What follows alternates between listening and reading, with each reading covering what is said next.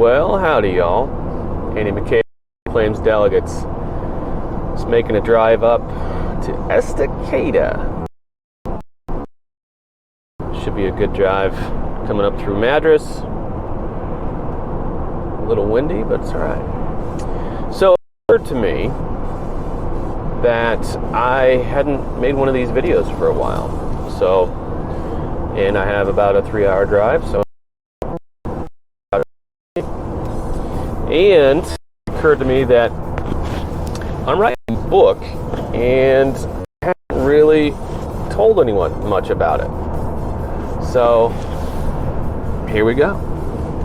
So the book, I haven't seen, the title is Your Insurance Company Hates You.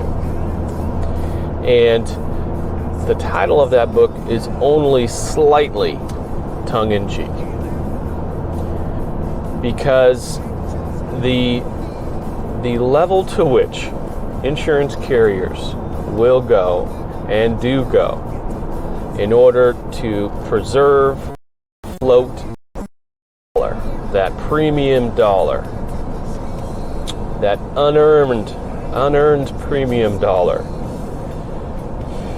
the extent to which they go is if you really understand it, mind-blowing.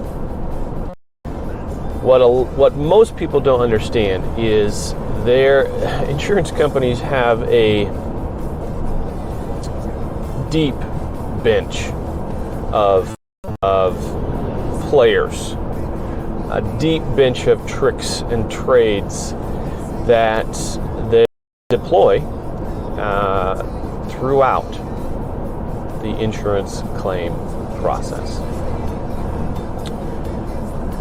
Starting 5, it would be TPAs, and then TPA vendors, and then pet contractors, then consultants, and the 5th one, I don't know who's going to make the top 5, but that's the reason I'm writing this book in the first place, is just to show the public, shed some all of the things that happen in an insurance claim.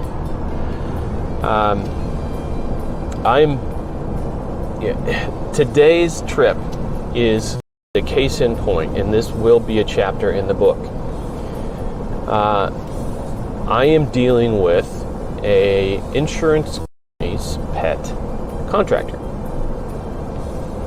I made a video about this a week and a half ago, and so I'm not going to go too deep into it. But at the end of the day, when we allow insurance carriers to use contractors as their shills, as built-in plausible deniability, they are increasing the distance between the claimant and the carrier by inserting outside entities who have no business in the claims process. There is a time and a place for a general contractor in the insurance claims process, and that time and place is not in the negotiating phase, settling a claim with somebody like me.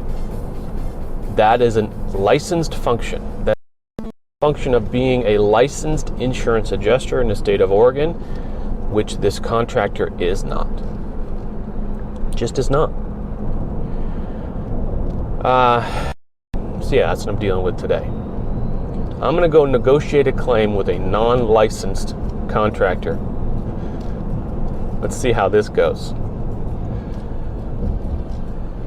But that's not the only thing they pull. I had a conversation yesterday with a client of mine. We did some mitigation work for him. I wrote up a couple big mitigation invoices for him. One of these was about $101. We went to New Orleans.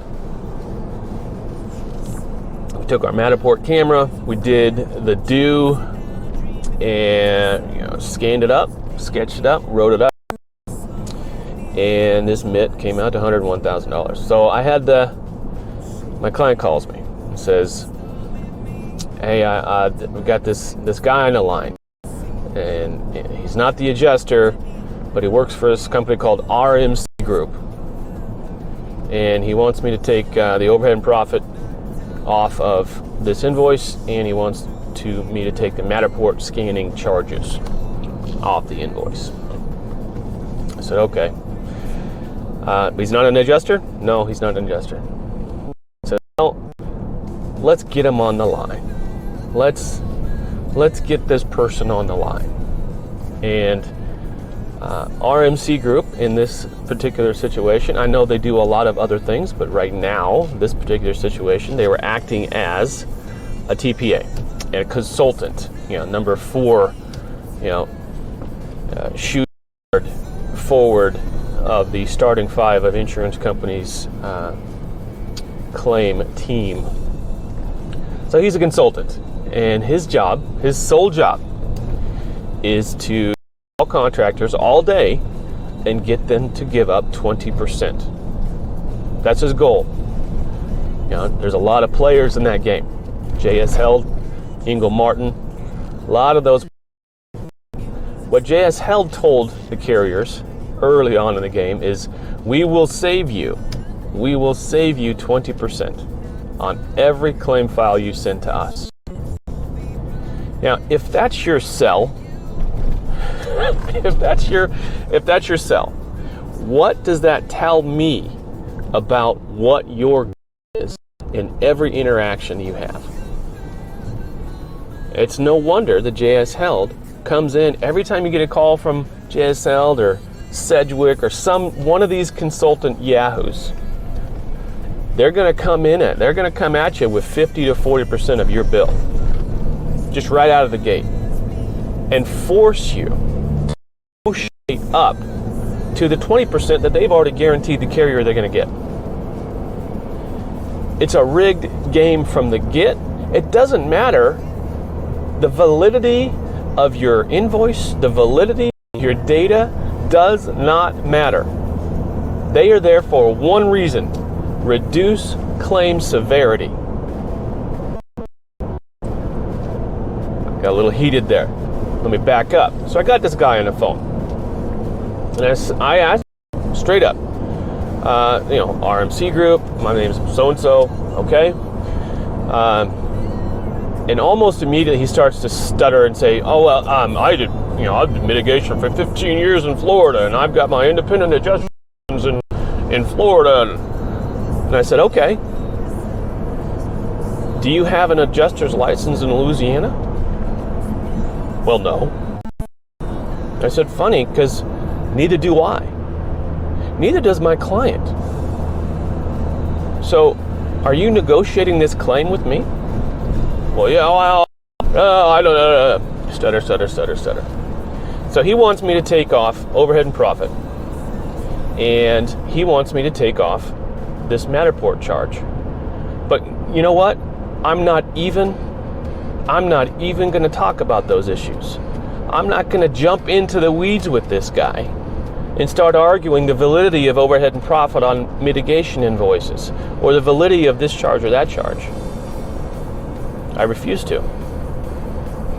I said, since none of us are licensed adjusters in the state of Louisiana, and my client has done $100,000 worth of work,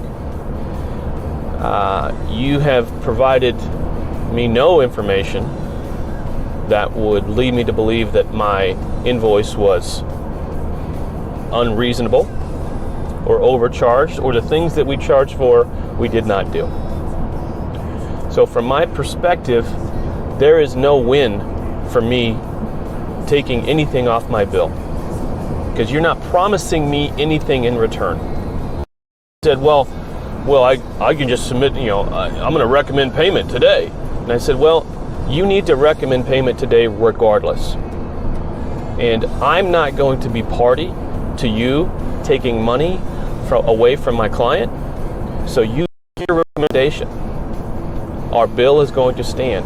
When that check comes and when it clears, we might be in a position to have a different conversation. But until then, you do what you got to do, but I'm not abiding by it. I'm not agreeing to anything. He said, okay, bye. So I don't know how many of y'all saw the interview I did with Jeremy Reddick, but he told me a story about Wardlaw. Wardlaw, one of those consulting yahoos. Their goal is only to reduce your bill. Have any of you ever had Ingle Martin, J.S. Held, Sedgwick, Wardlaw come at you? I'm talking to contractors now. Any of those yahoos come at you trying to add money to your bill? I know there's got to be one, right? And that's going to be the lowest in the bunch. But yeah, let me hear it. Let me hear it in the comments or wherever you're seeing this. So Wardlaw got paid $150 a file to beat up contractors, call them and shave them down. But the dirty little secret that Jeremy let me in on was when Wardlaw got a no, they just went back to the carrier and said, hey, they said no, and the carrier paid the bill.